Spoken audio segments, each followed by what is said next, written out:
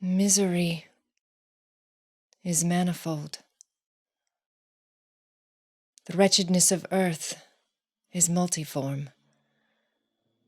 Overreaching the wide horizon like the rainbow, its hues are as various as the hues of that arch, as distinct too, yet as infinitely blended.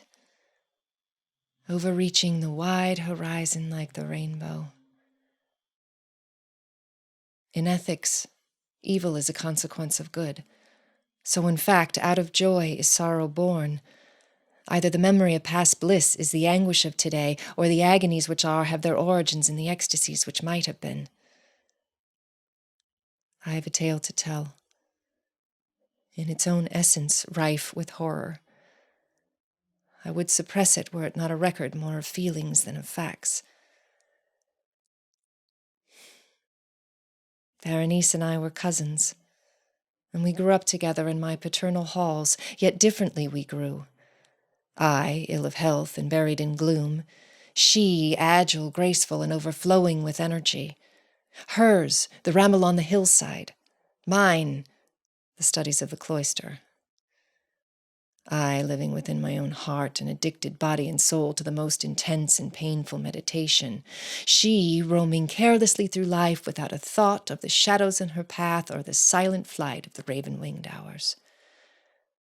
Berenice. I call upon her name, Berenice. And from the grey ruins of memory, 1,000 tumultuous recollections are startled at the sound.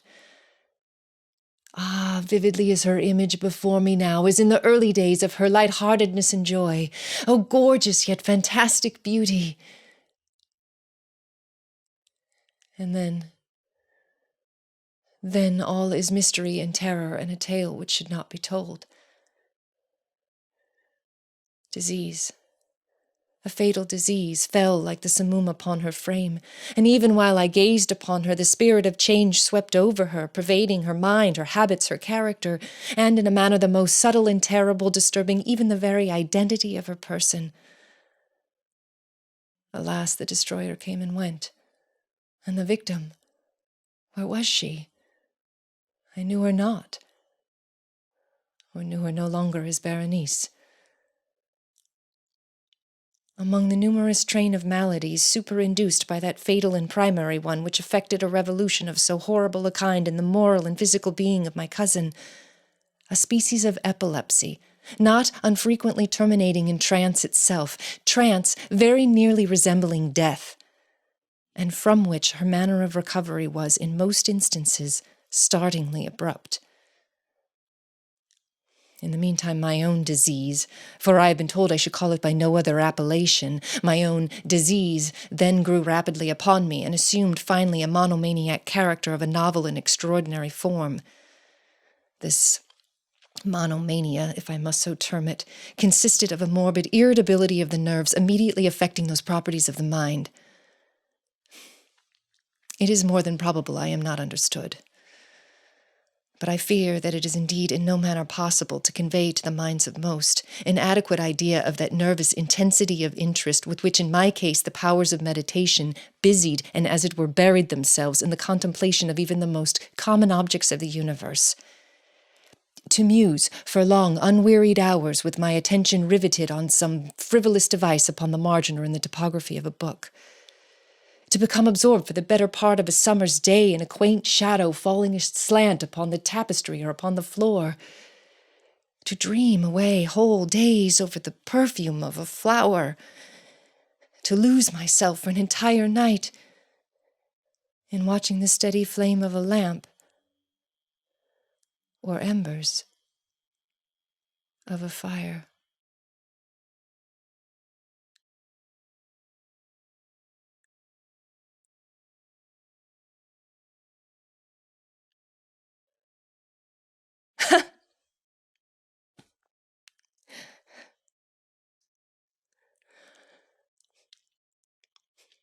To repeat monotonously some common word until the sound, by dint of frequent repetition, ceased to convey any idea whatever to the mind. To lose all sense of motion or physical existence in a state of absolute bodily quiescence long and obstinately persevered in. Such were a few of the most common and least pernicious vagaries induced by a condition of mental faculties not indeed altogether unparalleled, but certainly bidding defiance to anything like analysis or explanation. In the lucid intervals of my infirmity, Berenice's calamity indeed gave me pain. And taking deeply to heart that total wreck of her fair and gentle life, I did not fall to ponder frequently and bitterly upon the wonder-working means by which so strange a revolution had been so suddenly brought to pass. But these reflections partook not of the idiosyncrasy of my disease, and were such as would have occurred under similar circumstances to the ordinary mass of mankind. True to its own character, my disorder reveled in the less important but more startling changes wrought in the physical frame of Berenice, and in the singular and most appalling distortion of her personal identity. Through the gray of the early morning,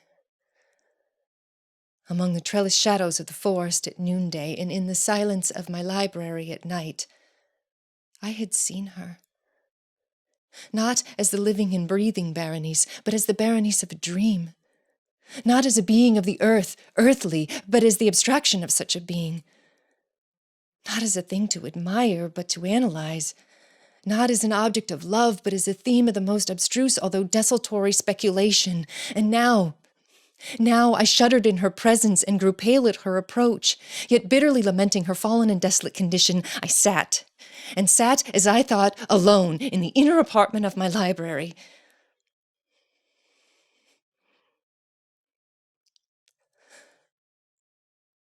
But uplifting my eyes, Berenice stood before me.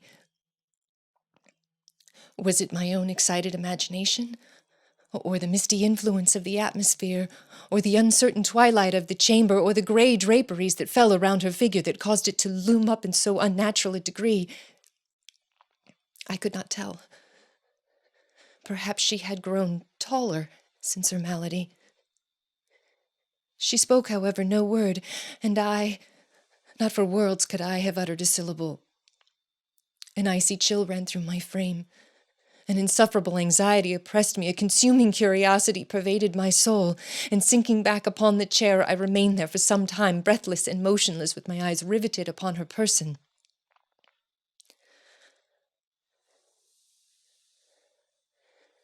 At length, my burning glances fell upon her face.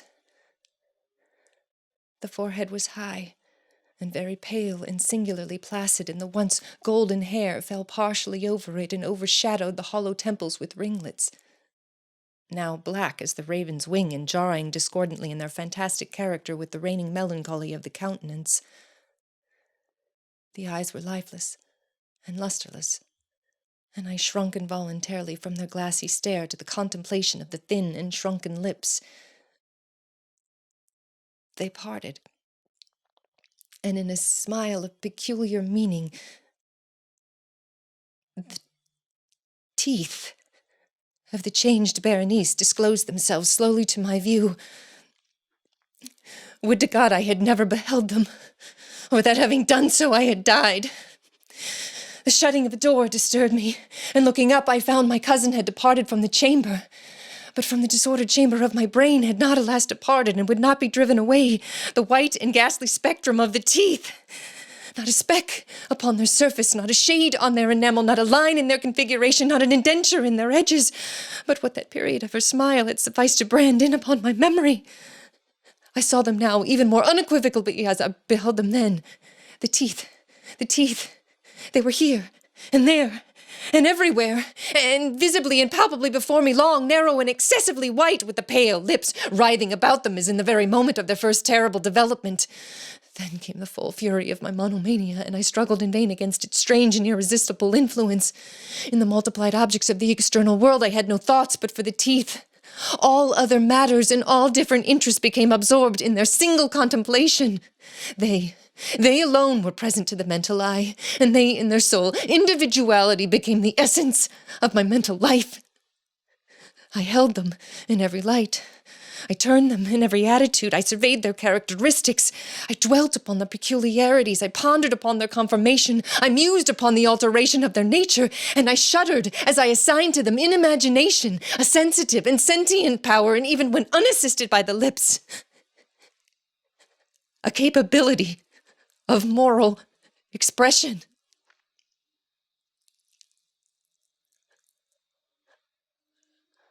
I coveted them so madly. I felt that their possession could alone ever restore me to peace, in giving me back to reason.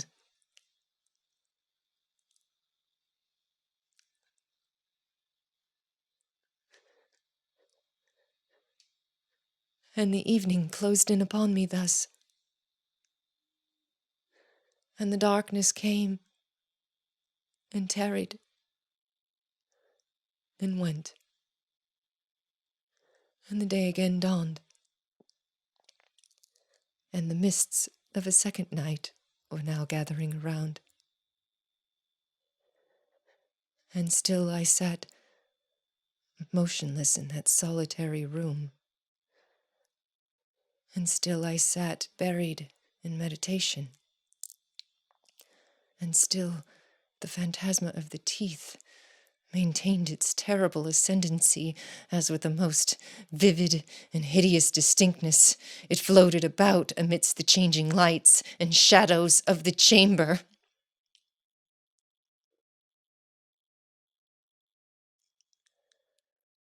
At length there broke in forcibly upon my dreams a wild cry, as of horror and dismay,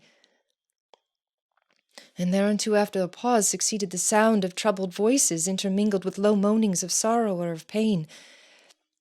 I arose hurriedly from the seat, and throwing open one of the doors to the library, there stood out in the antechamber a maiden-servant all in tears, and she told me that Berenice was no more. Seized with an epileptic fit, she had fallen dead in the early morning. And now at the closing in of the night, the grave was ready for its tenant, and all the preparations for the burial were completed. With a heart full of grief, yet reluctantly and oppressed with awe, I made my way to the bedchamber of the departed. The room was large and very dark, and at every step within its gloomy precincts I encountered the paraphernalia of the grave. The coffin, so Aminio told me, lay surrounded by the curtains of yonder bed, and in that coffin he whisperingly assured me was all that remained of Berenice. Who was it that asked, would I not look upon the corpse? I had seen the lips of no one move, yet the question had been demanded, and the echoes of the syllables still lingered in the room. It was impossible to refuse, and with a sense of suffocation, I dragged myself to the side of the bed. Gently I uplifted the sable draperies of the curtains. As I let them fall, they descended upon my shoulders, and shutting me thus out from the living, enclosed me in the strictest communion with the deceased. The atmosphere was redolent of death. The peculiar smell of the coffin sickened me, and I fancied a deleterious odor was already exhaling from the body. I would have given worlds to escape, to fly from that pernicious influence of mortality, to breathe once again the pure air of the eternal heavens. But I had no longer the power to move. My knees tottered beneath me, and I remained rooted to the spot and gazing upon the frightful length of the rigid body as it lay outstretched in the dark coffin, without a lid.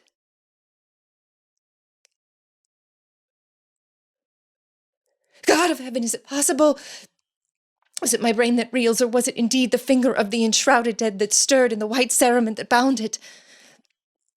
Frozen with unutterable awe, I slowly raised my eyes to the countenance of the corpse. There had been a band around its jaws, but I know not how it was broken asunder. The livid lips were wreathed into a species of smile, and through the enveloping gloom once again there glared upon me into palpable reality the white and glistening and ghastly teeth of Berenice. I sprang convulsively from the bed, and uttering no sound rushed forth a maniac from that apartment of triple horror and mystery and death.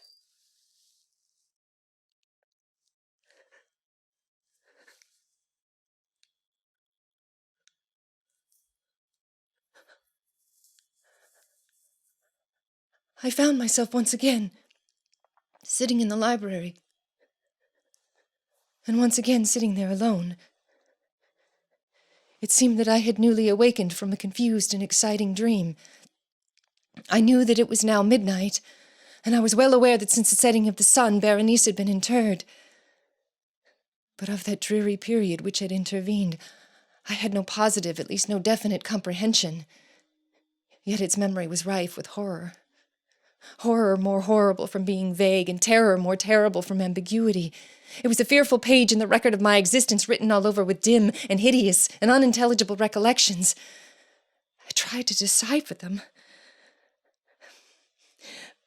but a shrill and piercing shriek kept ringing in my ears. The shrill and piercing shriek of a female voice. I had done a deed. What was it?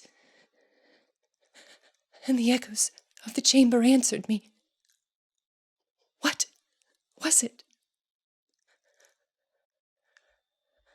On the table beside me burned a lamp, and near it lay a little box of ebony. It was a box of no remarkable character, and I had seen it frequently before, it being the property of the family physician. But how came it there, within my chamber? And why did I shudder in regarding it? There came a light tap at the library door, and pale as the tenant of a tomb, a menial entered on tiptoe. His looks were wild with terror. He spoke in a voice tremulous, husky, and very low. What said he? Some broken sentences I heard. He told me of a wild cry disturbing the silence of the night, of a gathering together of the household, of a search in the direction of the sound. And then his tones grew thrillingly distinct as he whispered me of a violated grave,